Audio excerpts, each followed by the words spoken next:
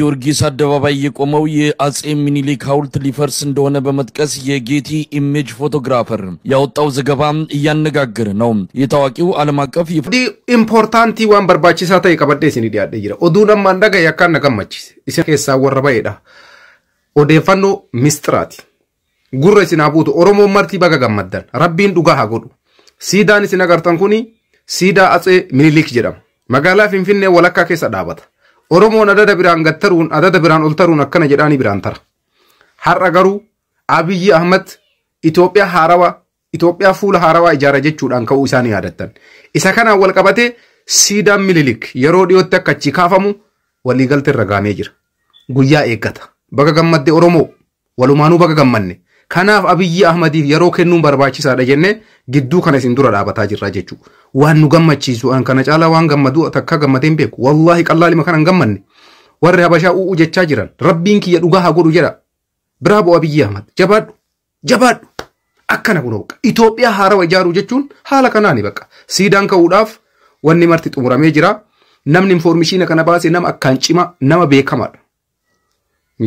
የውስጥ ምስጥሪ ጀዳንሳኒም በይተኒ ሚሬ ኢሳከና ገማ ብራቲ ሁላ ገላናቲ ወልቀበቴ ሱማሌንቱኒ ቀበኝ ከነ ደበርሲነን ከኒኑ ወንቲ ኢትዮጵያን ደላይቲ ዋንቶ ጎጎራቲ ቢየቴሰን ኢትሱዳፍ ጀቹዳ ሞቱማ ሱማሌ ኢብሳ ባሴ ጅራ ያወራነሲ ሱማሌላንድ ቁበቺሱዳፍ ወሊ ገለሜ ጅራ የሮዲዮ ትራያን ኢትሰብያ ኢትዮጵያ ሱማሌ ቁበታ አሪ ቶቾሴራ እንካደሙ ሚዲያ ባየደመ ቶቾሴ ፊንጭራ ሰናኒ ኦያኔ ደባምቲ ሴራ ገሩ በቃንንጌ አከበቃንንጌ ነንምቱዩ ዱበቻ ጅራ አከበቃንንጌ ነንምቱ ዱበቻ ጅራ ገሩ ኮንፊውዥንን ኩኒ አመስሪት ሁበተሜ ረት ዱበተማ ጅራ አይዱራ ሃለኑ ጅረት ዱበኑቱ አርገመም ኤርጋ ከኔሳ ኦፊሳቱ ቄሮ እንደ ሴራ ታይ ማሊፍ ቄሮ አረዱ ማጅርቱ ቄሮ ወራነ ብልሱማ ኦሮሞ ከሰ ጅርቱ ማሊፍ ሞርማ ከነበሩ ኑረ ጅራተ ቤታ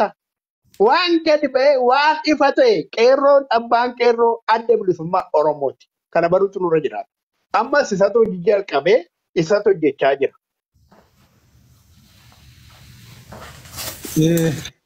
galatoma anillee womanti kuradde bala waan obboleetiin tiyya reefun tana samiiraan jette takka irratti illee xiqqisho sireefama nan kannaafe wanti si yaachisu samiiraa baay'een jiraattu ka jala ka jiraattu taate oromoon kana caalaa onni taatus hin jirtu beelaan isaa taatu dhumaatiin isaa taatu ololaan isaa taatu ka kana caalaa ni dhufa jee yaadu innumaa itti jabaachaa deemna waan taateef nullaafiftu kun haalli lafarra jiru baay'ee nama gammachiisa.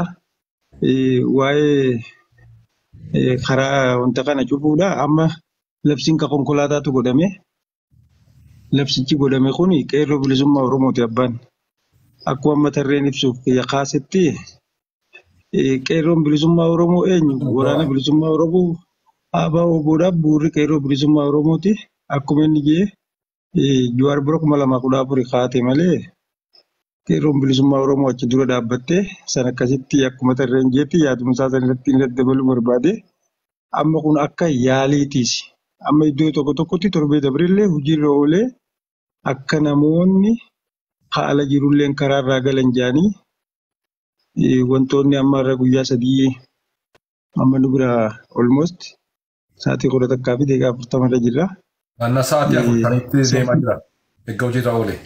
Ni itti fufaa amma guyyaa 3 jechuun jalqabeera jechuudha. Kuni iddoo tokko tokkotti hojiirra baay'inaan iddoo ooluutu jiru.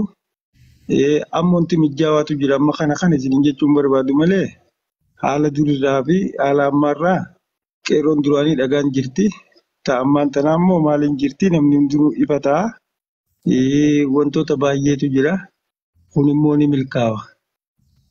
Haala amma jiruu fi ji'opolitiksii keessaafuu akka nama ganaana waliin ganaanetti akka uummanni biyyattii nama keessa jirtu kanatti laal torbee dabre keessa mee uummata qofa isin tuqeetin isinirraa dhaaba. Makiinota ispeeshaalii warra jibbenna Oromoo qaban poolisoota nama tokkotti qarshii 2,200 3,300 kannanii Dabuu keessaa as jaasanii wayita Oromiyaa seenan ifiif jalaa deebi'anii ifiif ammoo ni waadaman jechuudha. Maaltu isaan waade? Isaanumaatu isaan waade. Ajaja dide ammallee karaan isaa sanuma. Qabeenyi Oromoo parsantii 3-5 hin ga'u Oromoo dhugaa. Warra hatee baala gizee ittiin daballe. Qabeenyi Oromoo garuu uummanni Oromoo nama miliyoona meeqa Oromiyaa keessaa kadhuma beelaan jiru. Toora nama miliyoona daataan buukuun xiqqishoo gad xiqqaatee ba'a. Laal daataa kana qabaachu inni ji'oota. Inni ji'oonni iddoon deemneetu jiru. Laalama addunyaan daataa waa'ee dhala namaa wantoota adda addaa kan ittiin guurattu innan government organization kanaan guurti. Amma fakkeenyaaf iddoota baay'ee nan government organization kan dhorkameetu jiru. Nan governmentiin kun amma maaliif dhorkaman kan jedhe ditteelii seenuun barbaadu. Oromiyaa bichaa keessa toora nama miliyoona 10 wayiiti. Qabeelaan jiru. Kanaafuu hin milkaa'u. Tolcheen milkaa'u. Namni hundinuu jajjabaachuu qaba. Yeroo kanatti immoo waan abdii namatti horuutu jira. Samiraa teenya akkasitti yaaddeenii jechuu barbaadeeti. Rakkoo booda ballootu jira. Balloon kun asuma deemaa jirti. Ittiin waa ga'u jechuufaadha malee iddoo waan nama yaachisu hin jiru jechuu barbaadeeti gabaabsee jira. Baay'ee galatoomii hirrigaa bokkisaa jira gidduu kana ammoo waan ajaa'ibaa akkasiitu jira.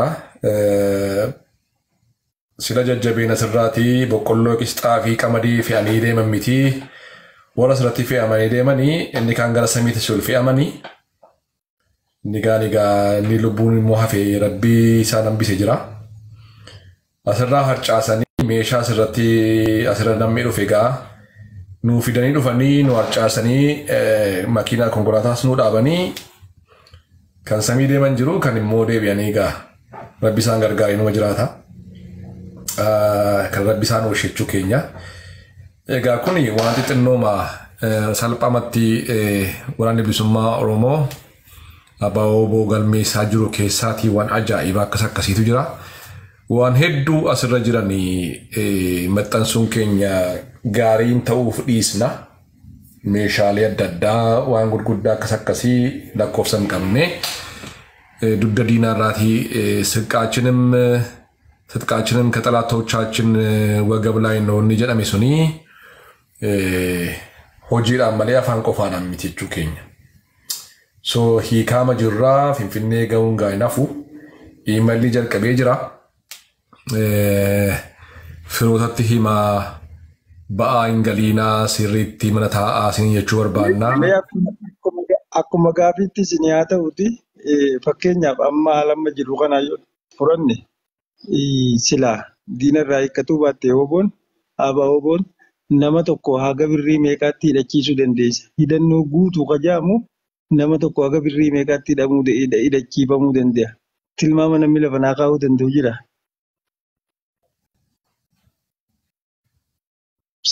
Waan kana kaaseef hin qaba. Wanti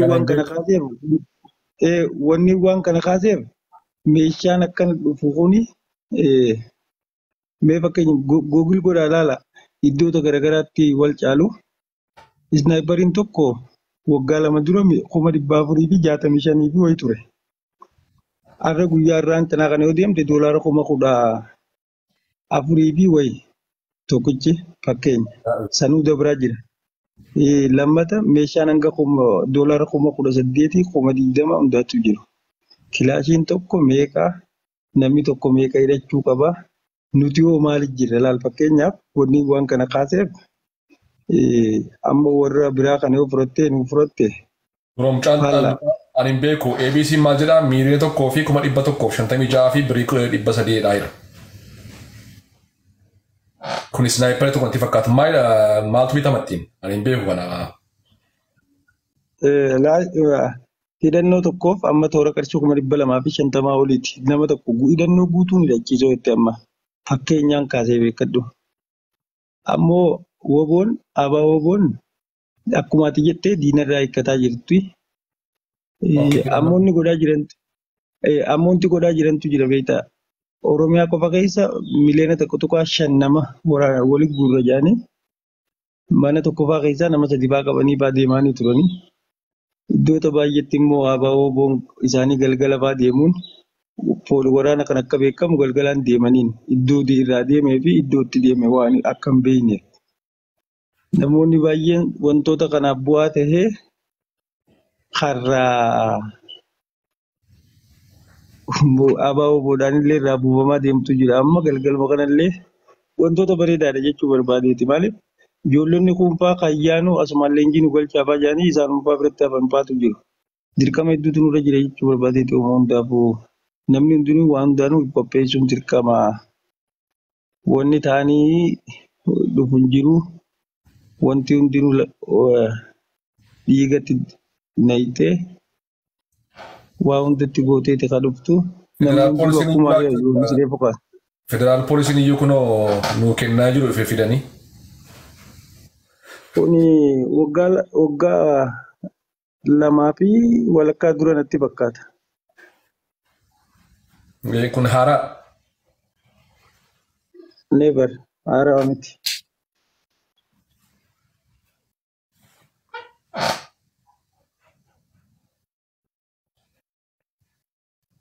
Walumaa gala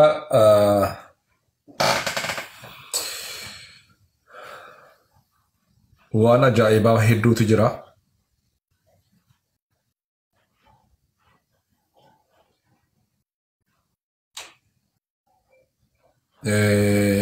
Warrooliin kun immoo warra hin gaddaa isaanii irraa harcaasanii lubbuun irraa hafeedha.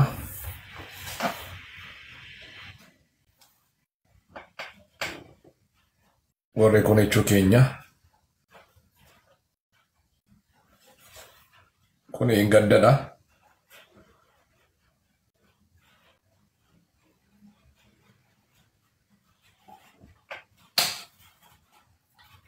Uffata isaanii kana hedduun isaarraa hiikamee jira. Uffata isaanii qoftiyyuu waan hedduudha jechuudha. Walumaa gala maal jechuu barbaanna nuyi karaarraa goraa dhaamsi keenya galgala har'aa karaarraa golaadha. Labsii kabajaadha. Waggaa tokkos haa ta'uu waggaa lamas haa ta'uu waraanni bilisummaa Oromoo waan gurguddaa boojii gurguddaa galmeessaa jira. Meeshaa gurguddaan seenaafii jira. Inni guddaan harka keenya galuu malee guyyaa isaa lakkoofsuu bara isaa lakkaa'u miti. Inni guddaan harkaa fuudhuudha. Waggaatti isa galuu, waggaa lama dura isa galuu, waggaa tokko isa galuu, har'a isa galuu, borii isa galuu, galeera garuu irratti walii galla. Inni kaan hin ga'a. Danaa baasa naan galle dhugaa rabbi baay'ee nama dhiba. Na jaarsi. Akkas baga nagaa taatanii dhugaa dubbachuudhaa fi jaarsi kunillee oddoo bishaan Itoophiyaan argatte irratti shiratatu barcumaan lafaan dha'e hedduu na kofalchiise. Akkas baga gammaddan dhugaa dubbachuudhaa fi siidaan Minilik kun oddoo Oromiyaa irraa buqqa'e waan hedduu gammachiisadha. Akkasuma waan nama Oromoo hundaa gammachiisuu rabbiin dhugaa nuuf haa godhu. Akkasii kan inshallah turiddaa fi akkuma haceen jedhe diigamuun isaa waan hin oolamne dhaloonni dhufu kun buqqisuun isaa waan hin oolamne jedhee miti haceen. Akkasii rabbiin dhugaa nuuf haa godhu isiniin jechuun barbaade galatooma turtii gaarii.